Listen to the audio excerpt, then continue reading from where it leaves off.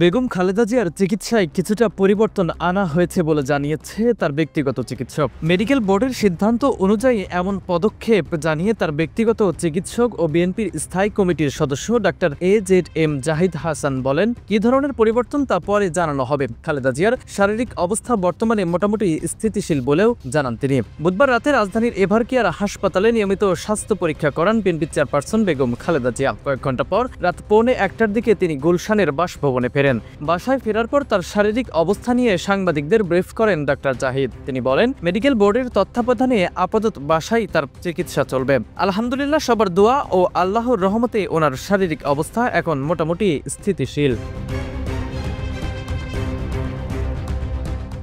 Doctor AZM Zahid Hasan আরও জানান, বিদেশি চিকিৎসক অধ্যাপক ট্রিক ক্যানেডি এবং জেনিফার ক্রুসের পরামর্শে চিকিৎসায় কিছুটা পরিবর্তন আনা হয়েছে। পাশাপাশি বিএনপির ভারপ্রাপ্ত চেয়ারম্যান তারেক রহমানও সার্বক্ষণিক খোঁজ খবর নিচ্ছেন।